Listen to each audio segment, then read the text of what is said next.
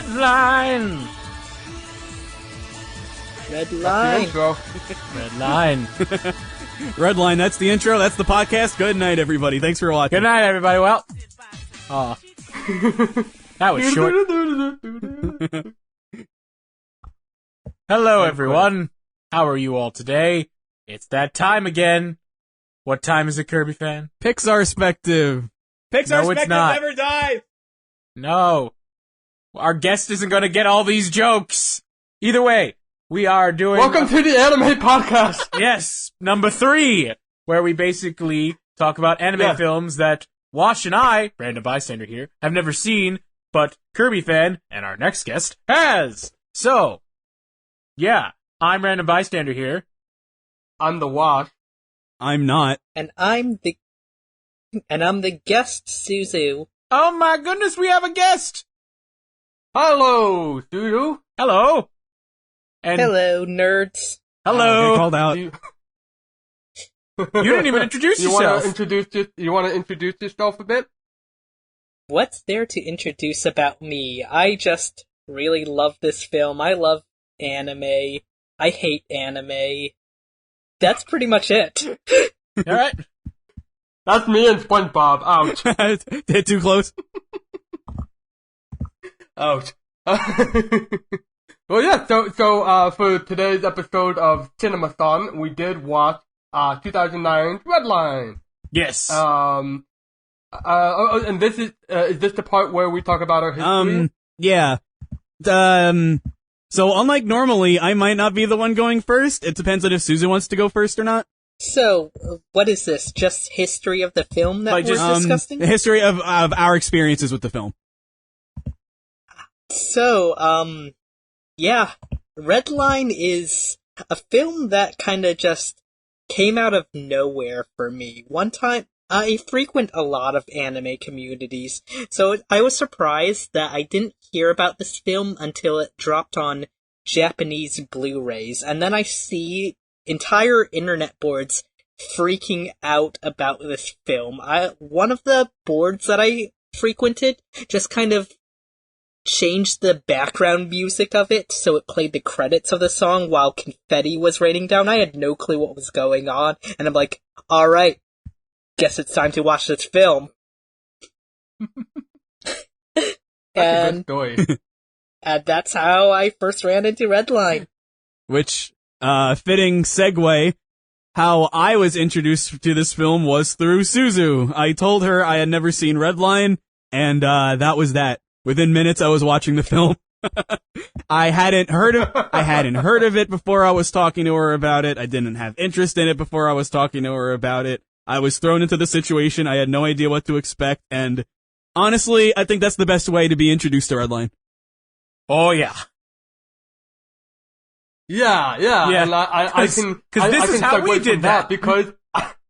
Because I had no experience until Kirbyfan said we're gonna watch Redline for the podcast. Literally zero knowledge about Redline. From the title, I had no idea what it could be. But I did, like, seconds before I started watching, I did see the poster for it, and I was like, okay, this is some sort of action film.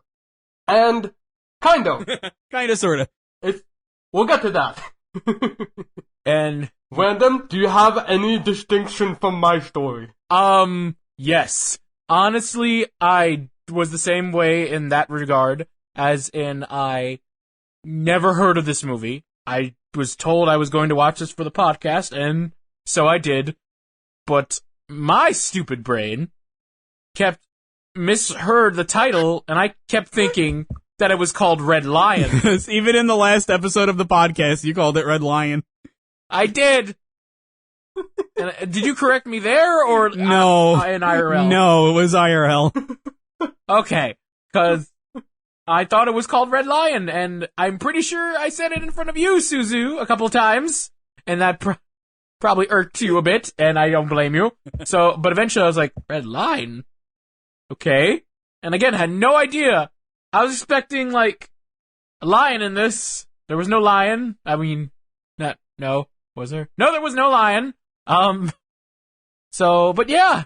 No there was idea. lots of red. Lots of red. Lots of red. And there was a line. Yes. No lions, but a line. Yes. And that's, yeah, other than that, no idea. No idea what to expect, went into it completely blind. I will add that I'm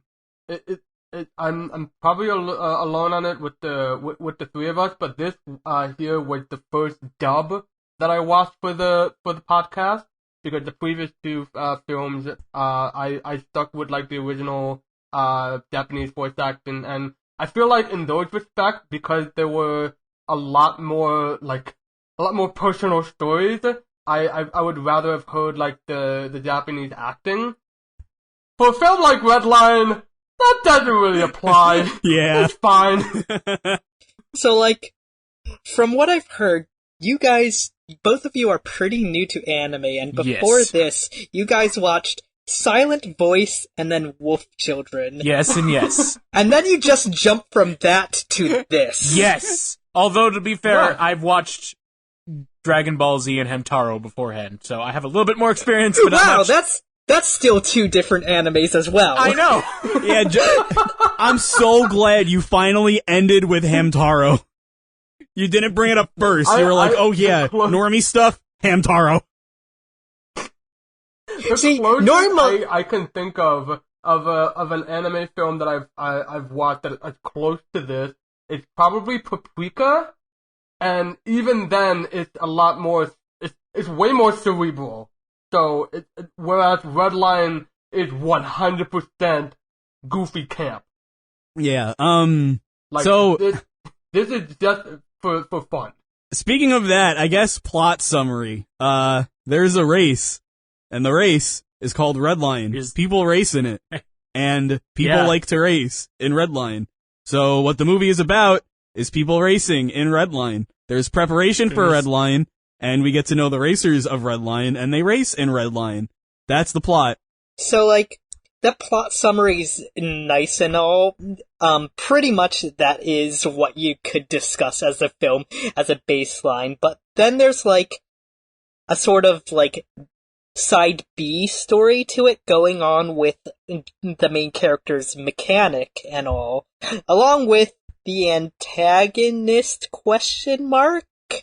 I don't know. I like that you called the protagonist plot the B plot. That's a very appropriate comparison, because it's really just more like an undercurrent to the overall thing with the antagonist question mark. Man, I forgot. Does the antagonist question mark even have a name? No. Robo World President. I just call him Ganondorf here and there. He does look like your I old called buddy him Ganondorf! I wrote that down. I was worried I was the only one, but yes, 100% Ganondorf, and the voice actor Is in the Sojiro dub Sakura reminds me. of not of Ganondorf, of the general of Ganondorf. It's Sojiro! Like, Who? the general of the robots.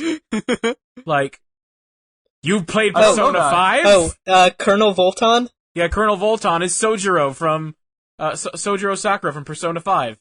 And the the drink guy and, what's it called? Catherine. The drink guy. Okay. Jameson Price is around for a long time now. He's a very distinctive voice. He doesn't come in that often, but when he does, he gives his best. He's one of my favorites, to be honest. It's for which character? That voice actor is one of my favorites, but the character is like, it's the, there's this general who's like, we will stop you. I don't know, I can't think Captain of America. Yes? Really? He has that Do you Captain voice America Captain America mask. in the anime film Captain America? He has that Captain America mask, which is why I sometimes call him Captain America. Oh, yes. Yes. Okay. The only thing I can really add to all this discussion, because I was looking through the different actors and I didn't recognize any of the stuff they were in. The only thing I could really say is general that the winds up. Ganondorf. It's the general that winds up turning into a monster and fighting Funky Boy. Funky Boy! Who Rip. Funky Boy Take me is to another one of my favorite Funky Boy. another one of my favorite parts of the film that I didn't see coming. There's a lot of things with this film, like, This film's a ride. it's a ride. Appropriate. It's a ride. Literally. You truly don't know what's going to happen when you first see this film. Yeah. You do not Look, know. even if you've seen the film already, if you haven't seen it in a while, you have no idea what's gonna happen.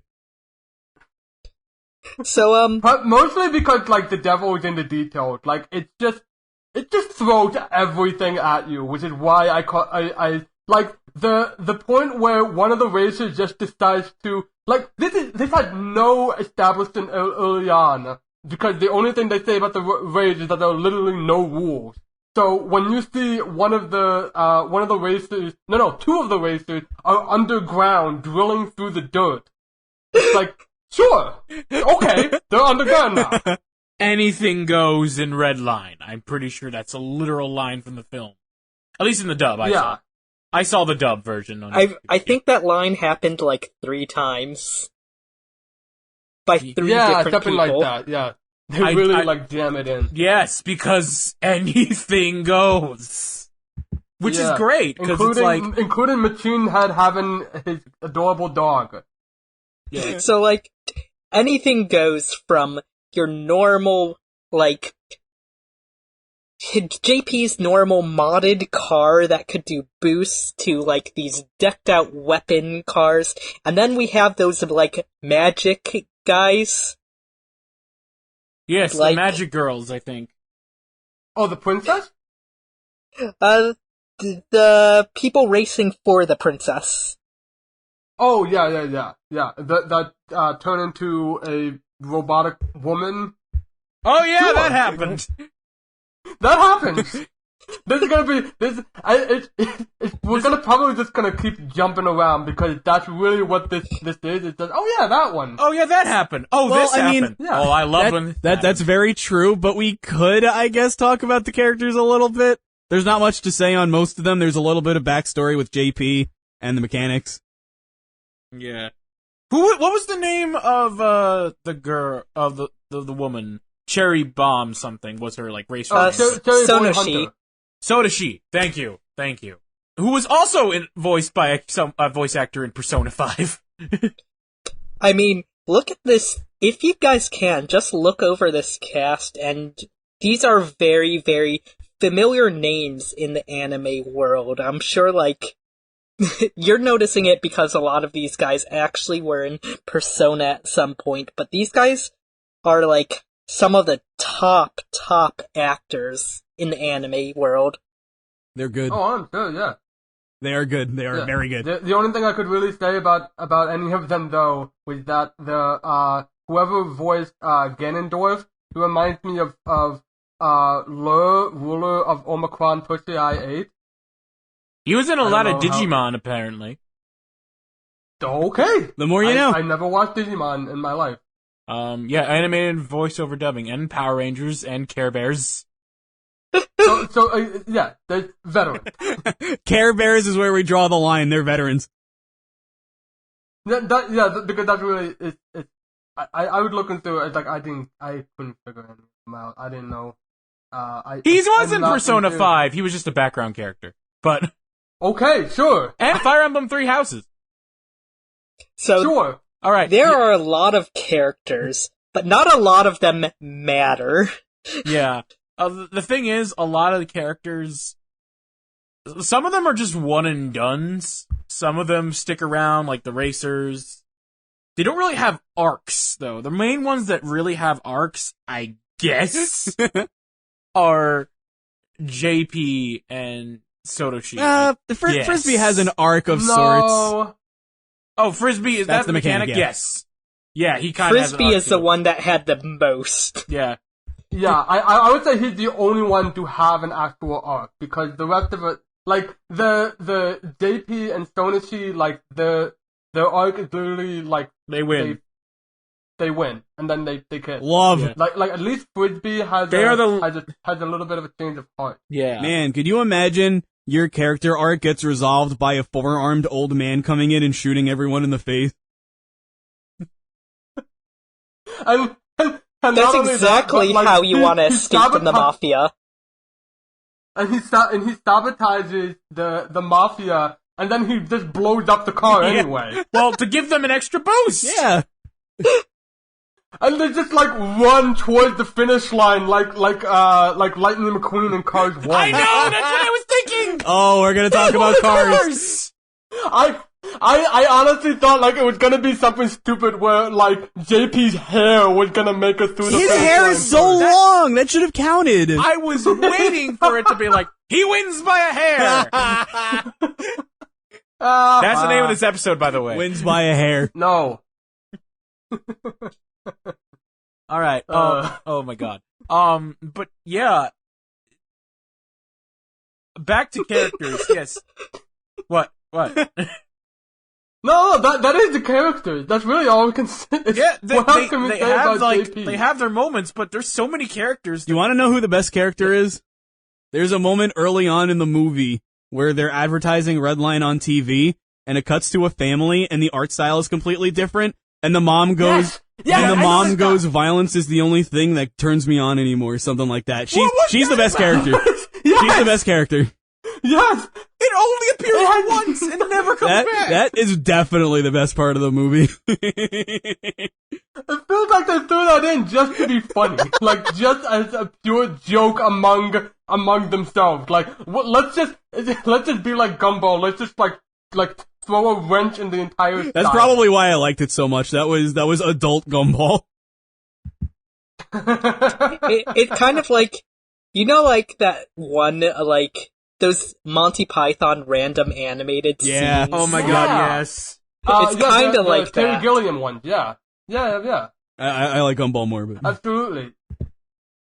I can see that. I can see a resemblance to that. So that was your favorite character. Who's everyone else's faves? That's a tough one. Oh, Random, you first. Oh god, I need to think about this one. I'm gonna. On one I'm gonna hand, see what- JP himself is very likable. He's the underdog, so you kind of root for him. But on the other hand, oh my god, I really. well, need to think about this. okay. If I'm being honest, if I'm not being trolly, like, I mean, that was definitely my biggest laugh of the movie. But if I had to pick my favorite character, it was the robot who cried a lot. That was probably my favorite character. Oh my god. Little Days Yeah. in Yep, I probably liked him the most. Like he just goes AWOL. Just like, I gotta win Yeah, this race. Redline has a 9th racer. Oh, wash random. They added a racer. That's how Cars 3 should have done it. That's how Cars 3. That's right. We should have watched Redline first. Obviously. Yes. There are no rules. Then it would. Who knew? Well, we can certainly say that Robo-World President gave them a Texas-size offer. Shot him in the face. I'm just picturing like, oh no, what we're gonna do? And then Mater flies over and shoots a missile at Jackson Storm. Ain't no rules saying you can't bring missiles. How would Mater? Meanwhile, How would Mater do in Suzu Redline? was just confused. How would Mater do in Redline? He's well equipped. He would be flying backwards half of the time. Yeah. Oh my god, I do not know my favorite character in this. I think I would have to watch it again to find out. I think a big problem with the question like that is that so much the majority of the racers, to be honest, just kind of blended together. It Yeah. just didn't. I would at least in the first time watching it's really hard to distinguish them beyond their, like they had different. Okay, yeah, you know what? designs. That's fair. Like, you guys are just getting tossed so much stuff that I forget, like, I forget how overwhelming this film can be for a first watch. Oh my goodness, yes. Oh yeah. There's so much. I had to take a break. I literally had to take a break and be like, I gotta let out my dog to pee. I have to just take a minute, go on Twitch for a little while, and be like, well, back to Redline. I accidentally took a break just because a random sent his Coco episode like an hour before the deadline. Thanks, random. I'm sorry, I was busy. The only character I can really think of to make much of an impression was is maybe like Machine Head. Partly for the dog, because that's an adorable dog. And partly because I really like the idea that the way he distinguishes himself is because he is the car. It's a very yes. I feel like that's very emblematic of the samurai way, if that makes any sense. Like the sword is an extension of the swordsman, and in this case, the car is the extension of the driver. Like his way of going turbo is to just eat the turbo. Makes sense. I gotta wash the marble. I gotta take the marble. I gotta be the marble. Be the marble. Okay. I'm trying to think of memorable That is characters. losing control! He's headed straight for the wall. I'm trying to think about not really my favorite characters, but memorable characters. And honestly, even for small moments, all of them have their memorable moments, and that's good. There isn't a character where I was like, wow, they were boring.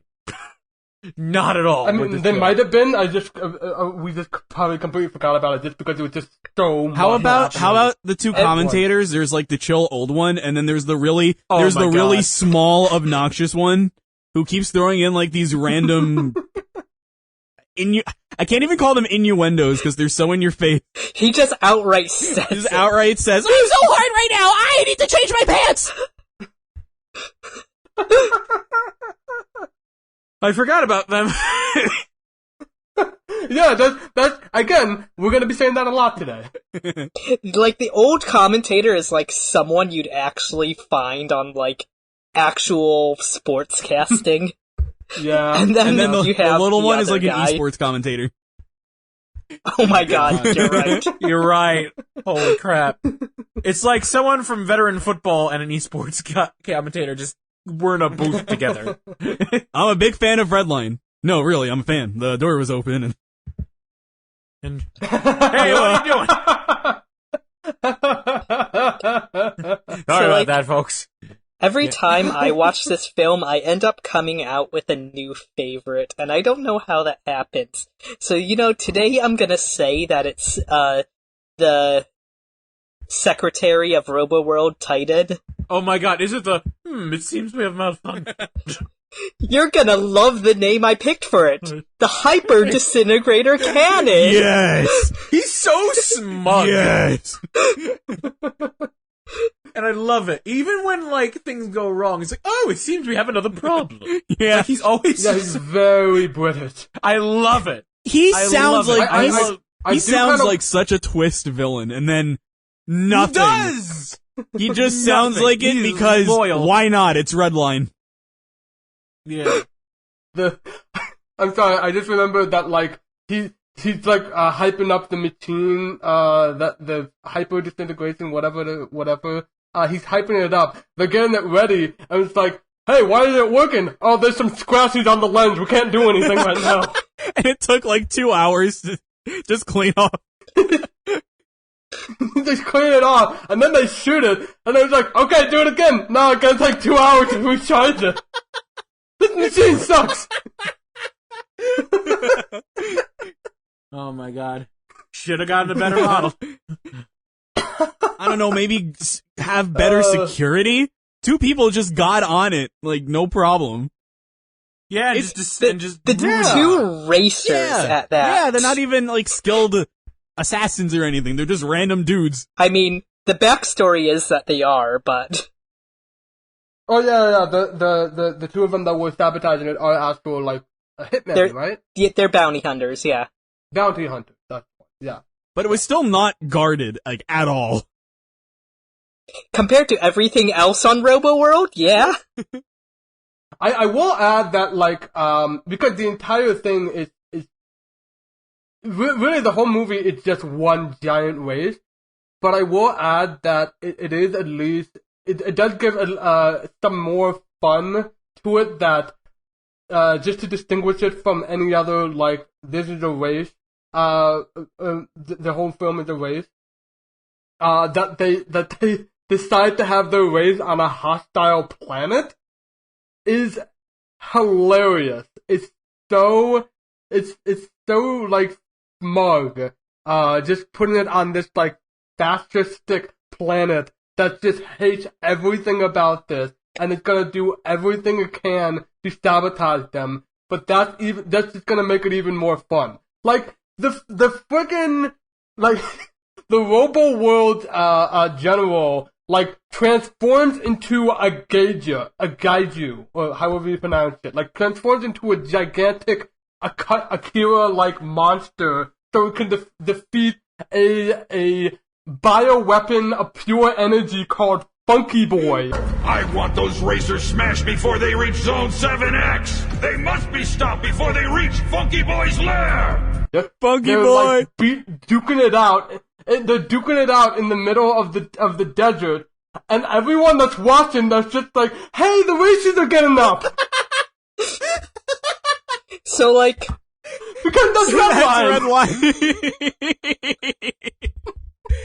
So, like, it wasn't addressed what even happened in the end to Voltan and Funky Boy. No! That fight's still happening in the background while the race is going on, and we just never hear about it again. Exactly! We don't know what happened to the general, like, is he gonna, like, come back or anything like that? It doesn't matter because what's more important is love. Literally, it just ends with love. So love the end. Yeah. It was the they really wanted to end the film, and I just want to kind of bring up why. This film's interesting, in which this is an animated film that took 7 years to make. And that is because this is a film that's known for having over 100,000 hand-drawn frames. And boy howdy, do we see that work pay off. Yeah, we So, doing the math, good assuming that it is 20 frames per second, that is 24. about 24 frames per second. That's approximately an hour's worth of animation right there. And, like, every one of those it's gonna take, like, days to make. Like, I can't imagine the army that was in charge of trying to animate all of this. Like, those poor Waddle. So, I'd love to discuss, like, the staff here. They're all, like, really well-known people nowadays, and they were pretty well-known back then. Animation world in Japan's completely different than it is in the West, so... 100,000 frames is still just... That's a huge number. Wow. Yeah, no, that's massive. You're not gonna see anything like that, in the West for a long time. So, we bought this question up with Silent Voice and Wolf Children. I'm bringing up literally just to be a jerk, but can we agree this film had to be animated?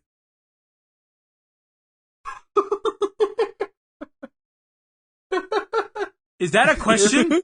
Yes! If only to so they don't have to figure out the costume for that one nerd guy that just passed out exposition where it's like, oh god, what, even, it's like, it's the only time I've seen a steam like myself. It's like, he sounds like Peter And Porker. let me eat you, by the way. Yeah, he's like, are you going to finish that? And then he's like trying to like hit on what's her name? Sonochi.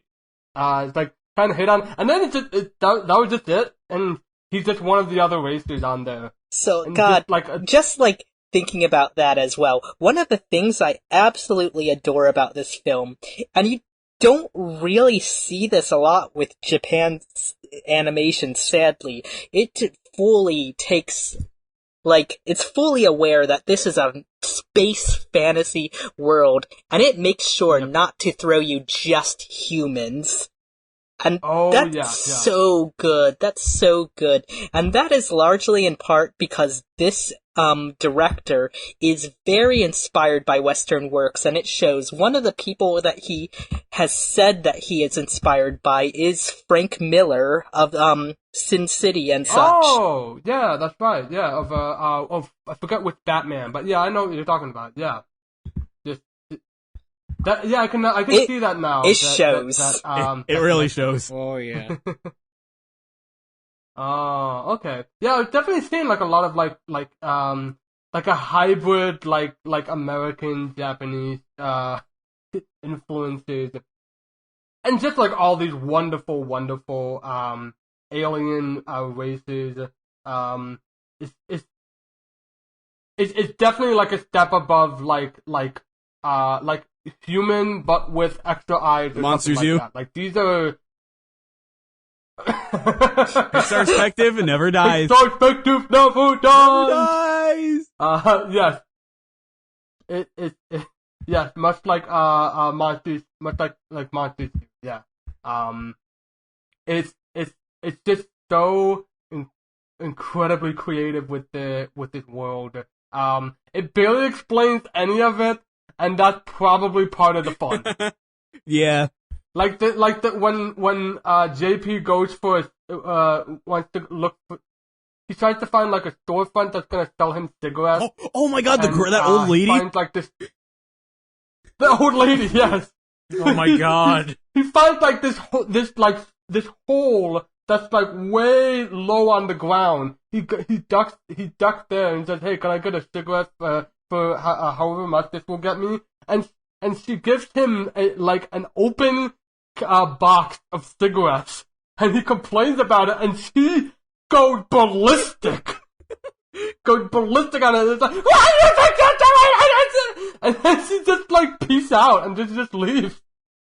And then she shows up like towards the end of the film, just like, put it on with Yes, JP! I was gonna bring that up. Oh my God, that is her. I didn't even Yep, realize same that. crazy old lady. Yep. So she was freaking out because she met her favorite racer, obviously. Oh yes, that makes all the Of sense in the course. world. Of course. You think that makes sense, then you remember, this is Redline, nothing makes sense. Nothing in the world makes sense, and that's okay. That is very okay. I will say that it's probably I feel like a film like this maybe needs like an intermission, like what Random did and what I accidentally did. This is just like a ton of visual information. It's just so much thrown at you. Which is why pretty much the entire thing this entire podcast so far had just been up jumping around with different discussion points. Like, we were trying to talk about JP, that didn't work out. No. Well, to be fair, the movie itself is just jumping around like crazy with things, but yeah, that's okay. I did notice there were a couple moments where it seemed to be some sort of, I couldn't tell if it was like an editing like mistake or it was something that they had to cut out for the dub. But I noticed there were a couple moments where there was this shot and then it would like very quickly fade to black and then fade back to whatever to the next scene. And there was no like I remember one where the mechanic pulls out the trigger. He says nothing's gonna happen, and then it fades to black and then fades out, and it's like there's no tension with like, oh my God, he's got the trigger, he's gonna blow it up. It's just like it just goes to the race, and it doesn't have any sort of like forward momentum. That was just a couple of moments that I noticed like that where I'm very curious to know if those are like holes that they just couldn't like edit around because of the for whatever reason in the dub. No, that's pretty much exactly how the film was in Japanese as well. I don't know. I kind of see where you're getting at, but also, like, when it just kind of focuses on the trigger, it immediately faded back to JP's car, and that kind of just creates that link, and you just know that that bomb's still there, that at any point that he could detonate that to make sure that JP tosses the race and such. Okay, I can see what you're saying. I would have to check again because I'm not sure if it actually went straight to JP. I think I just like the fact that it goes to it fades to black and then back out. I just don't know why they made a decision like that because it's just so like unnatural. It almost makes me wonder if this. Actually, you know what? Now I'm thinking like, was this like? Is this like the moment where they would have like a commercial break or something like that? Because it just fades out so suddenly, and it's not motivated. I just couldn't see where that editing decision came from. But that's just me. And again, maybe this is gonna make sense in a later watch, which might happen, but I might need a couple months. We might need some time. Yeah. It's a great film. I love it. It's a wild ride, but oh boy, it's a lot to process. Yeah, when it was 2 days before recording, and I hadn't heard anything about you guys watching it, I figured this is what the discussion was gonna be. Especially on first viewing, you need a couple days, not a night and a day to... I didn't know that. Yeah, which, this is fine, I'm more than okay with this, but you do need more than a day, and maybe, like, part of a night to process the Redline. I was able to process a little bit of it, but honestly, it's just... I'm looking at some of the animations now on that website Suzu shared, which basically, for those tuning in at home, is a website called, I'm gonna butcher this. Sakugaboru. Thank you. And it basically shows, like, animation frames of animes and even Western cartoons. Mm-hmm. And there's so much animation frames. And you really get to, like, study them, and good God, the animation's really good. That's definitely the good. standout aspect of Redline. The animation is freaking really good. God, like, so much of these cuts was done by Sushio, who I absolutely adore. You could see a lot of his works in, like, Studio Gainax, which was, Gurren Lagann, for example, he worked on, and then, recently it's more Studio Trigger, Kill la Kill, and such. And God, get a chance to watch some of his stuff. I want to say he's done plenty of Fully Cooley as well. I heard Fully Cooley mentioned earlier, so he worked on that project way back. Oh, okay, yeah, I think I've saw like half of an episode of Fully Cooley, and it was dazzling for sure. I couldn't remember anything else about it. These guys are just well known for being over the top, and yeah, this is definition of over the top, this movie. 100%. We're talking a lot about once the race actually started, but not a lot about... There's like... Split into 3. There's the first race, which is about 20 minutes, then another 40 minutes devoted to getting Redline set up, and then Redline itself is about another 40 minutes. And we've been talking a lot about... Yeah, exactly, which is good. It's what it's called, and it's the best part. But that middle part, haven't really said much about it. When they're actually just chilling on the planet and doing stuff. The restaurant scene was really nice. I liked it a lot. Sonoshi, Machine sequence. Head, Trava, Little and then Days the restaurant Enough. just gets completely destroyed. Yeah, it was like, there's like a raid, and then all of a sudden, like, it gets flooded. Like, I like that waiter. The manager, yes. This poor manager. Oh, that poor manager. He had such a punchable face. That was his though. worst day of his career. Meanie. It's true, though. It's true though. Hey. Hey, He did. Every time he spoke, the actor that got for him, oh my god, he did such a good job of like, smack me. Smack him. It's exactly. And then there's a cut when like they're starting to get JP is finally like starting to break down and learn more about her. Right when he's about to start, it cuts to the manager crying. Someone's like consoling him, and he's just like, "She saw everything." I remember that. Oh my god. So this movie does have shots and story moments that link into each other, and like they're well done. It's just, oh my god, you don't care because it's Redline. I would wonder, like, how... I would wonder if there was some way to, like, chill a little bit.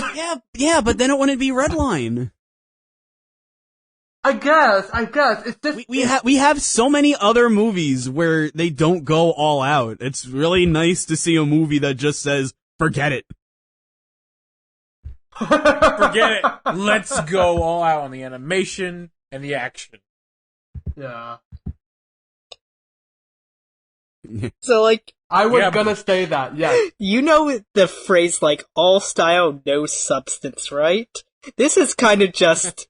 It's all kind of style and, like... What do I even call the substance? It's like...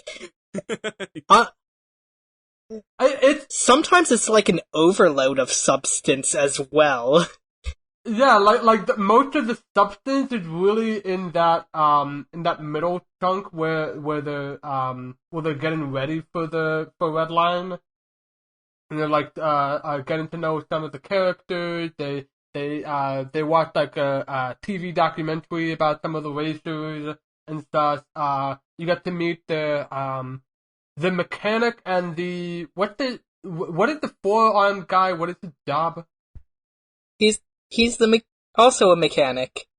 You establish that, and it's like that stuff is if we were to get our screenplay, it probably would be like like the first 20 pages. It's just a children drawn with crayon. Vroom, vroom. Like it's just nonsense. Director sees it and goes, yes, this is my movie. Like you can tell a story of like, okay, JP is like JP and the mechanic, they have the they have connection with the mafia, and they try to like fix the race so they can win the bet, and they and then like that's what happened in the beginning of it. Like Cars 3, everything changes. JP blows up and goes to the hospital. And Cars 3. And sorry. Do not compare I'm this not movie lying. to Cars 3. I'm not lying. You're not. I just think it's so funny. I'm sorry. If I saw Lightning McQueen in Redline, Oh, man. I would just be like, No, but Ka-chow. oh fuck. If I saw Lightning my God. McQueen in Redline, Oh my god, you said it. I would ka-chow. I would not ka-chow. I would ka-chow. Yeah, Chick Hicks would be the commentator. Yes. They're trying to pull the tension away from Lightning, and Chick Hicks is like, no, let me rag on him more. I don't, I'm sorry I keep comparing this gem of a film with fantastic animation to Cars. I like Cars. Not Cars 2 or Cars 3, but... the Cars 3. To Cars 3, yes. But yeah, that's the substance of it. Is the JP Frisbee stuff? That's really all the stuff. The love stuff is there. Yes. There's no chemistry. They don't really have any sort of like real bond. Like they throw in like a flashback, where like coincidentally it turns out that JP and Stonacy, like they knew each other as children. And that's it. But it's that just comes more across as creepy for JP, because it's just like, So, like, he like following Stonacy. I'll give you that, like, my least favorite part of this film is, like, how Sonashi's character became, like, late in the film, especially, like, once she got into JP's car. It's like, that's not Sonoshi anymore, to be honest. Yeah, Mhm. that's I true. agree. Yeah, like in the end when all the racers got knocked over because of that explosion, I was expecting there to be some sort of callback where like Stonacy was going to be frustrated about it, and there was like a tiny bit, but then she just gave up like really quickly. Like she's not that kid anymore. I mean, to be fair, now she's grown up and knows when her car's fucked. Yeah, and that car was 100% fucked. Yeah. I loved all the little designs in that car with like the cat emoji in the in like every single button. That was adorable. The cars themselves were hella interesting in general. God, like, it's been so long since I've seen hand-drawn cars in anime, let me tell you guys. So, like, to see mechanical animation to this scale is just so good. Yeah. And you can This tell one- that they have like a love for everything that's happening under the hood. Yeah, and this movie came out in 2009. It's 10 years old, and it impresses. Oh, it's 100% impressive. Like this is shocking to watch. Something that I really like about all three of the films that we've seen so far is that they're all very well animated, but for very different reasons. Yes. Yeah, this is probably the one that is 100%. This had better be animated. Oh yeah. Like there's just so much of it in terms of the expressions and stuff where it's the strange designs, like the four-armed mechanic that it just doesn't. It really wouldn't pull off as well in like. There's CGI no or other something medium like that could pull this off. Maybe not even video games. I don't think could pull this off. At least not the same way.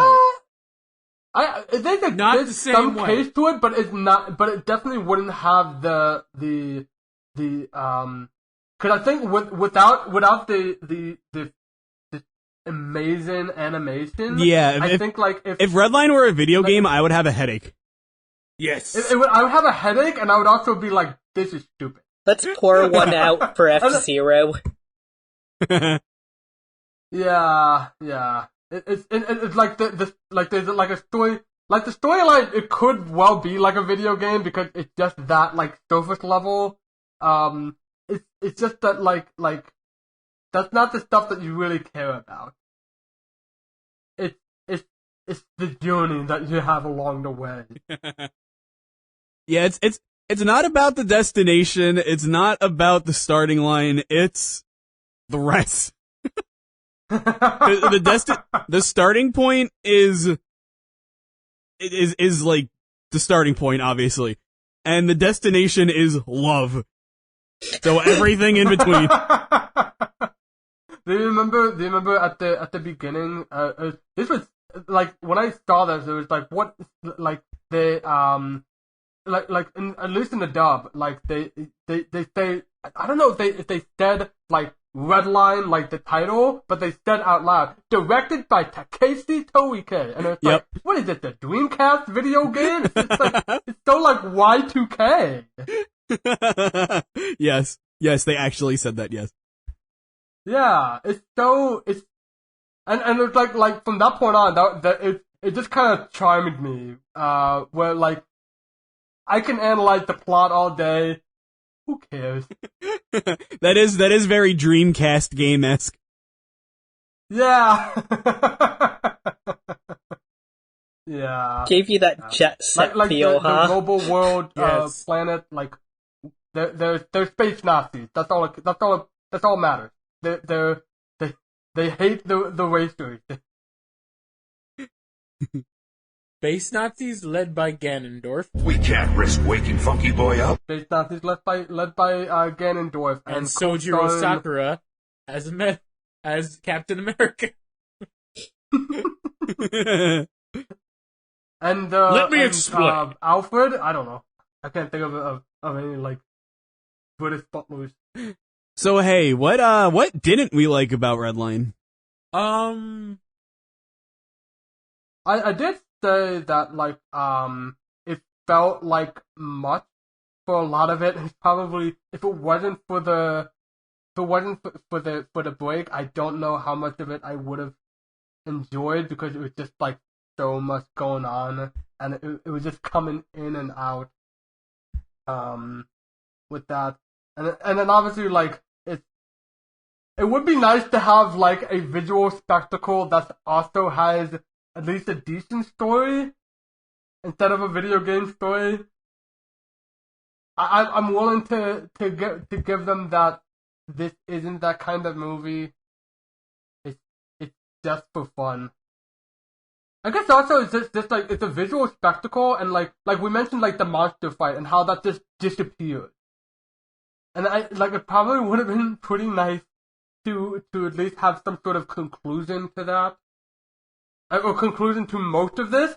Because really what happens is that they get to the finish line and like it's so weird that like do you think if you remember the like when they're starting out the race, like JP tries to say like good luck to Sonoshi and says like, well we're enemies now and we're competitors now, something like that. And then and that's how everybody treats each other in the race, like they're trying to like blow each other up, they're trying to get each other killed. And then the second that somebody wins the race, everybody chills out. Even Machine Head is just like sitting back and is like, oh, that's pretty nice. Hey, he's a softie on the inside. He's got a pet dog. He's a softie. It's like even for the because like the two races that were chosen by the princess who organized this edition of Redline, like they're like we're the one that's gonna win, but at the end of it, it doesn't matter because the movie's over and it's a nice kiss, and that's it. Like they just chill out. There's even like some racers who are like further back, and it doesn't. It looks like they literally just like pulled the brake and just like stopped in the middle of the road just to like look up. I mean, the race is over. That was like yeah. That was it. That was it. And there's no exploration of the like diplomatic crisis that we just created because we they bring up that by revealing Funky Boy, the Funky Boy was illegal. Yeah, that's right. Funky Boy was illegal, and then that's it. This is illegal. That's all we know about it. Like he disappears mid-fight. So like, I'm now picturing like Funky Boy and like the general turned monster. They both like stop and they're just looking up at the JP and Sonoshi like kissing. It's like, oh well, isn't that nice? Take a quick break. That's all that. Quick break from trying to kill each other to admire some smooches. And that's kind of what's making like giving a good critique of the film tough, because it's really it's one of those things that films that feel immune to criticism, partly because it's just 100% fun. I mean, if I had a critique that would go along with the fun, I thought, especially towards the end of the race, a lot of the racers kind of got shoved to the side. Yeah. And that disappointed because there's a point in the race where the crying Robo Man and the people he hates, I know their names, I'm just not going to bother saying them because it's Redline. They had a pretty good focus on them at one point in the race. You know, he went the crying man went AWOL, and like that's it. Yep. We have a 9th racer now. And then we don't really see much of them again until Funky Boy explodes, and then there they are at the end when kissing happens. Yep. So, like, Yeah. there was Gory Rider. He was supposed to have this thing with, like, the bounty hunters there, and that kind of didn't really play, and then he just ended up waking up Funky Boy and he was gone.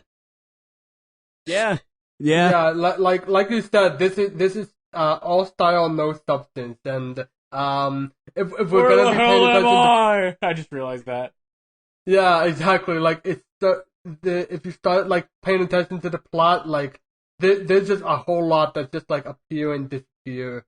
I wouldn't say no substance, just enough is how I would say it. I don't know. Like the semblance of substance. I even feel like the substance that they do throw in with the exception of the mafia stuff, and even then that was concluded in like 5 seconds. Like the other mechanic like drives in. He gave him a exercise offer. And then that's it. I shot him in the face. Exactly. Shot him in the face. Like literally. Like that's the entire the entire we talked subplot billionaire of the mafia to billionaire. is done. And then they just have a drink and they're just watching the show. Like that's really all the payoff we really to me, Redline seems like a film where plot does not matter. It's just a ride. You want to watch it go. It's kind of like watching and I don't mean to insult the film when I say it. It's kind of like watching I don't want to say a Fast and Furious movie. It's like watching a good action movie. You don't really care about the plot. You don't really care about, but you care about what happens in the story. I disagree because a good action film, in order to have tension, it really needs to have. You really need to be able to connect to the characters and know their goals, to at least appreciate the action. Because otherwise, it's a roller coaster, and that's really what this is. I feel like this is closer to a roller coaster, where it's just a giant spectacle. Well, I would give Redline more credit for that. Yeah. There's world building, there's consistency, there are villains, there's whatever the laser was called. There's and there is a clear goal, the red line, if you will. So that's what I'm saying is that I don't think there's a lot of substance. I think there's enough for a film like this. The substance, and we touched on it earlier, probably the substance that I just was not enjoying much was the flashback where you see the JP and Sonasy's, it felt like Muppet Babies. It felt so convenient that all of them happen to know each other as little kids, and then it's to what end that you see this, because it doesn't really become a big growth for Sonasy. She just moves on. She's already grown up. She's not that little girl anymore. And JP, what is? Tell me JP's arc that doesn't have to do with the mafia, or kissing Sonasy. He won Redline. He wins. Yeah, he won Redline. To what end? To win Redline. I told you there's a red line, right? This is what I'm saying about substance. Is that he won Redline to win Redline is not a good motivation on its own. What are you talking about? It's Redline. I mean, I'm we've saying, all been in competitions. Fine. Winning to win is just, it feels good. It's not about the money in this case. If he tossed that race, that would have been a lot more money than winning Redline, it seems like. And no, they just wanted to win. It's just the feeling. And sure, it's just even losing doesn't matter because everyone's just cool with it. No, they don't really care about losing. They would like to win very much, but when somebody wins, they're like, okay, that's okay, that's cool. I'm going home now. there's no like, there's a personal investment to like getting to that finish line, but like, once you're there, it's like, what's that? What's next? You did it. Like, go home. Again, I enjoyed this film very much. This is what I'm saying about like, about all style, no stuff. Like, this is just so goofy that all of that stuff I just said, about it in terms of plot, in terms of motivation, really doesn't matter. Because it's just a fantastic spectacle. Like, that's really I would, so again, like, I enjoyed this movie very much. And like, if, for those of you that are listening, definitely go watch Redline. Because it is a ride.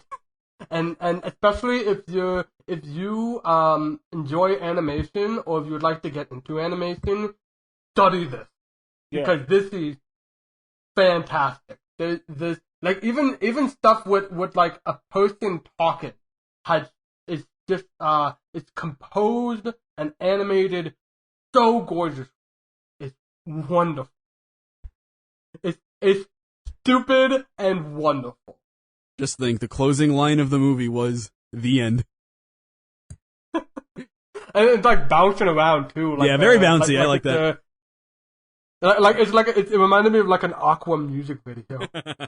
This movie, I don't know if I would call it funny, but I was definitely laughing a lot.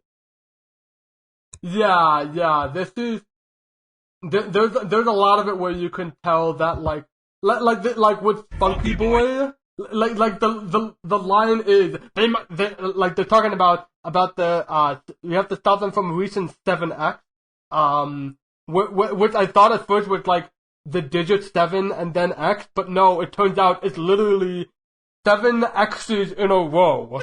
That's how you spell it. And and it says like we gotta stop them from getting to 7X, and I wrote down the line.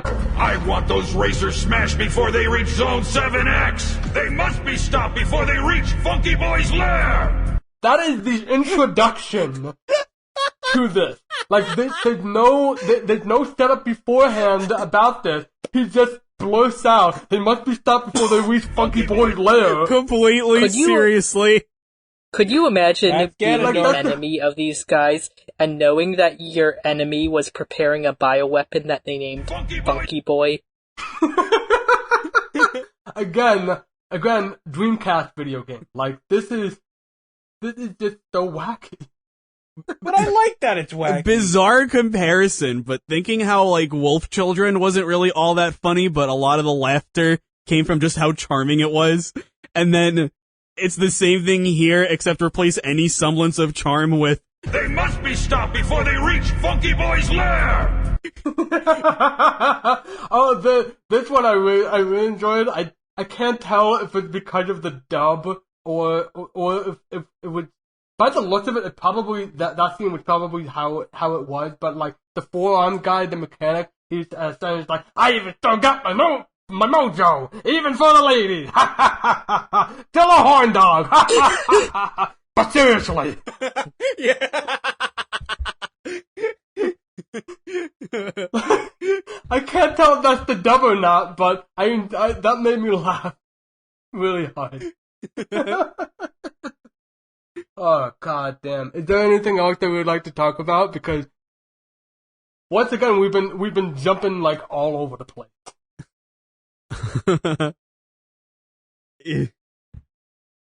Suzu, you got anything to add?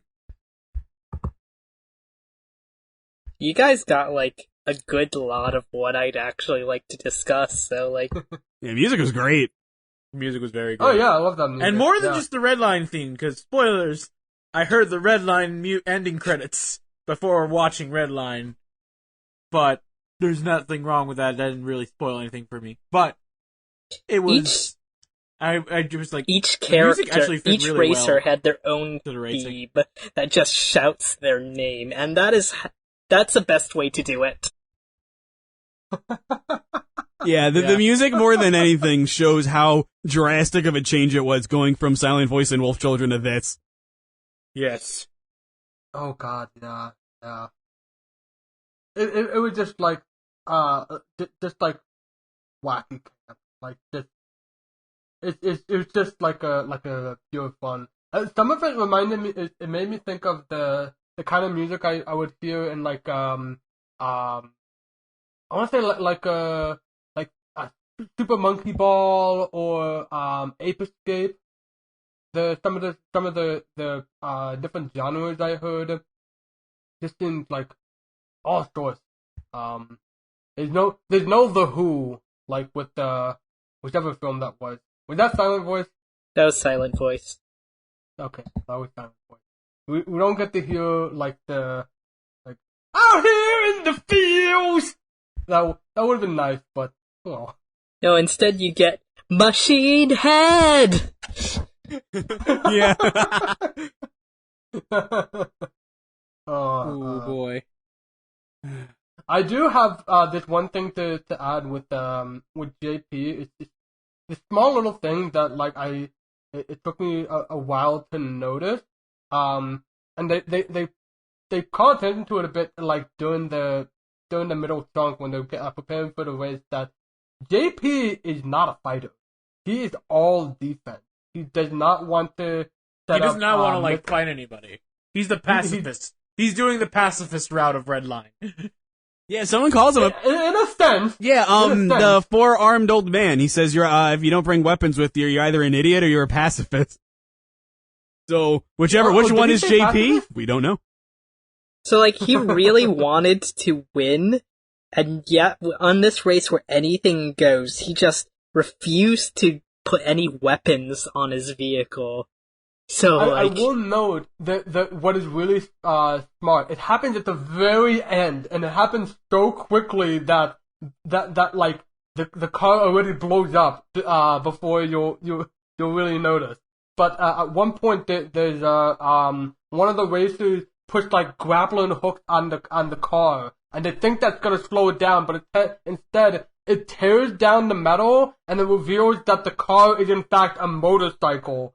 And, like, those wheels are just, like, decorations on the side. And they just, like, keep cruising along because JP is all defense. He's just, like if somebody's gonna attack, he's gonna react, but he's not gonna fight back. And that I feel like adds a lot to the charm of JP, because everyone else is like, there are no rules, like, do whatever you want. Yes. They all murder each other, but JP's just like, no, I'm just gonna win this race. And hey, I mean, who won the race? That's right, love. Love won the race. Love. Aww. Alright, so final thoughts. I love Redline. It's definitely wildly different compared to the other two movies we watched so far. But that doesn't. I really can't believe that you guys followed up those two with the Redline. This list is a mess, but it doesn't make Redline any less valid. It's fantastic. It's fun. It's over the top. It's crazy. It's really well animated. 7 years to animate, 100,000 frames. It speaks for itself. And I did have complaints. Like I said, a lot of the racers just kind of getting sidetracked. I feel like it didn't detract from the fun, but if they were there a little longer, it could have been more fun. Most of the complaints that I have with Redline revolve around ideas that could have made the movie more fun. But if my complaint is that the movie was super fun, but I don't know, it could be more fun, I guess, that's telling of what I think about it. Big fan, would go to Redline. Suzu, do you want to go next? I have so much that I just love about this film. It is one of my favorite anime films, and I want to say amongst the ones discussed so far in your list, it's probably my favorite. I'd acknowledge that, like, I'd say that Silent Voice is, like, the better overall film, but I just adore Redline so much that it is just up there. Everything about its style, its animation, how everything is so animated, not just the action, but just the character acting as well. I mentioned it, like, earlier before we started recording, but how, like, even when characters talk, it's not the usual anime mouth flaps up and down. Everything's actually... You could see them discussing the vowels. It's matched to the Japanese audio, not so much. Everyone's moving around their hands and such. There's not much repeating animation in it, and it just... 100,000 frames. That's where it all went. You can see all that money. All the money in each and every frame. Alright, Wash, do you want to go first, or should I? I suppose so. I said some of my, I suppose there are issues, because, like, a lot of the stuff where we talk about how, like, characters just disappear, like, subplots just, like, end, like, if this was a little more, like, streamlined, while still having that wackiness, I probably would have, like, 100% loved. Like I say, I still swear by it. This is all style, no substance. I love style. I love it. And this has it in spades. There is just so much, there's just so much goofiness going on in the screen. And just, like, just, you can pause the film at any moment, and you're gonna have something to study, because it is just beautiful. It is nonsensical, near nonsensical. It does make sense. It's a race, but it's fine. It's fine. Don't think about it too much. Just go watch it. Maybe take a break at the 45-minute mark, and then you're gonna have a good time. And hey, number one perk of this movie, at least for Wash, no Ame. Ame! Yeah, I will add. Okay, I was talking about Ame, like, I had that rant, but, like, I didn't hate Ame. I hated the conclusion of Ame. You're ungrateful. And yes, child. I will add that, like, I don't think there's really anything in the film that I hated or didn't, or that I probably aside from the flashback, but it was just kind of, it was just one and done, and then, like, it just moved on. Like, the only thing it really communicates is that the JP and Sonoshi knew each other as children. But to what end? Yeah. Random. This film was a roller coaster ride that I loved getting on. Mm-hmm. It was, again, I had no idea what to expect, no idea what was going to happen, and at one point I was like, okay, what's the story going to be like? Should I get invested in the characters? But at one point, it clicked in my brain. You're not going to have to worry about that, Random. You're just going to just enjoy what's on the screen, enjoy how crazy, how batshit insane things get, and just sit back, relax, and just let your eyes feast on this gorgeous anime and balls to the wall. Pink Floyd The Wall almost comparison at points style animation. And I can see Pink Floyd for, like, the alien design. For the alien designs, and even for, like, the moments where they, like, supercharge and go into maximum overdrive. Yeah. There are some issues with this film, but they don't bother me that much. I think it's just because I was in the right mood for this film. I was just like, all right, bring on the craziness. Because if I'm just like, because yeah, I don't know. I liked it a lot. I did like it a lot. I need to watch it. I can't rank it though. I need to watch it again if I do. It's one of those films that I want to watch again. But I want to wait a good couple months to do it, because it's just so, like, it's fun, it's unpredictable, it's there's a lot of good characters that, yeah, I admit, not all of them get all the sun and their time out in the sun, but they still have their moments. There's a lot of memorable moments, a lot of good voice acting in the dub. I really liked it. And I probably will watch it again at one point. I just need some time. You know what I just realized? None of you guys brought up, like, how accessible this film is to everyone. Yeah, honestly, yeah, because it's technically a race car driving movie, in a way. Oh, I wasn't even talking about that. I was talking about how easy it is to even get to watch this film. Yeah, free on YouTube. It's on YouTube. Yeah, strangely, they spent 7 years on this, and it's free with ads. Yeah, that was actually going to be the conversation piece we had later. I was going to discuss that. Oh, dude. It's fine. I mean, honestly, it's so hard to talk about Redline. I wasn't expecting to spend more than like 30 seconds on that. There's probably like a good discussion to be made if we were to just stick with that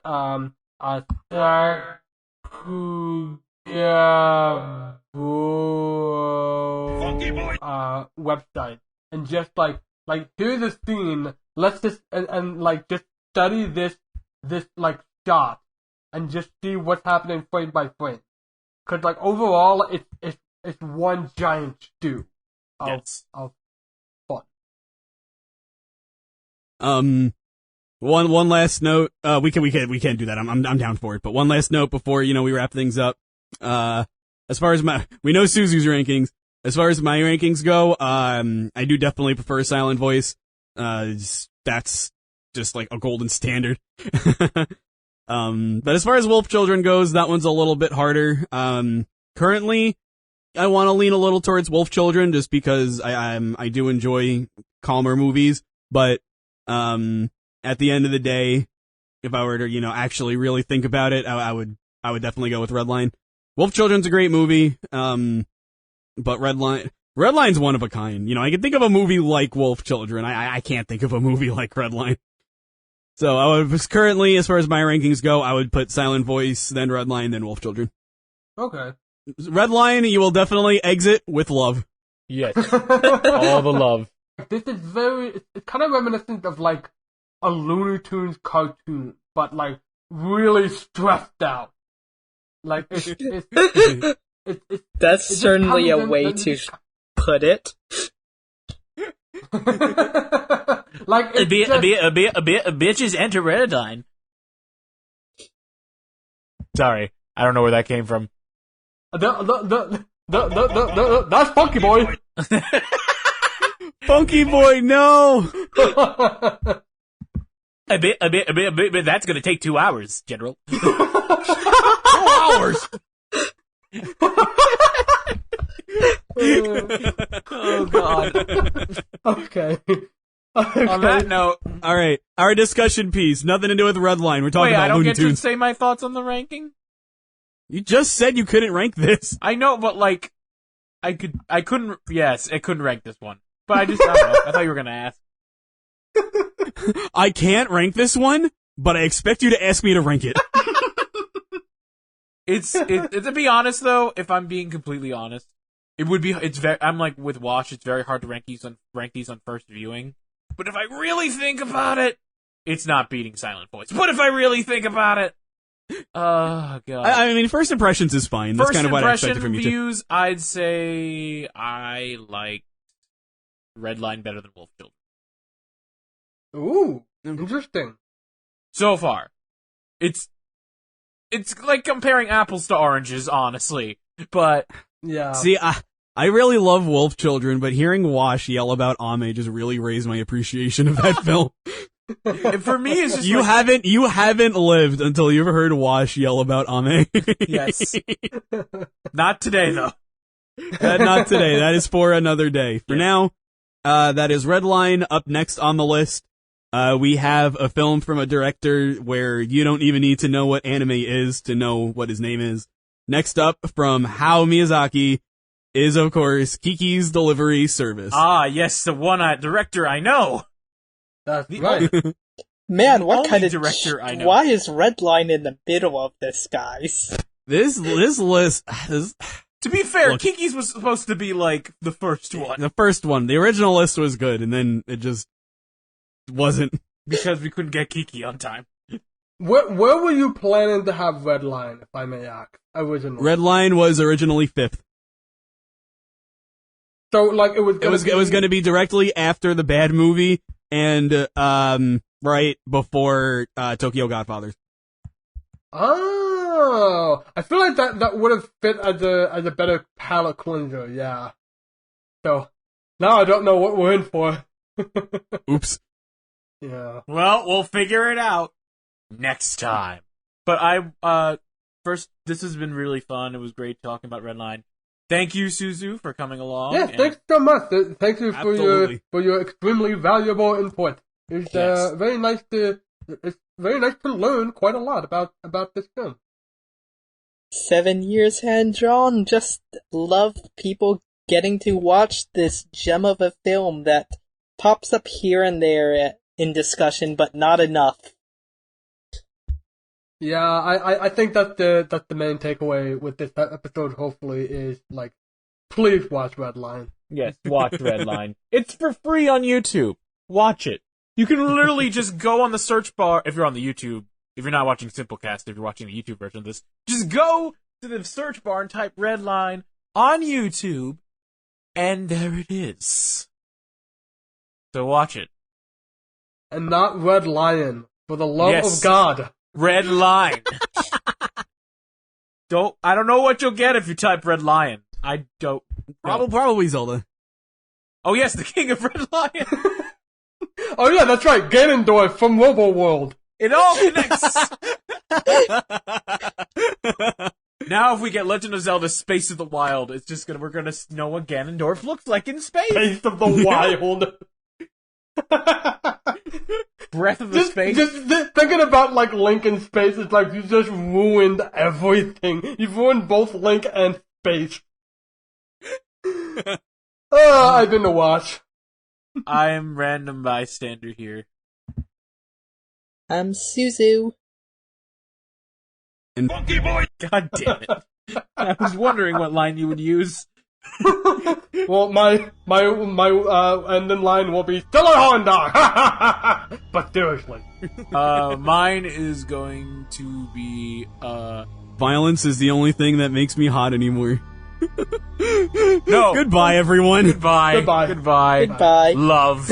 Love. Yeah. Love.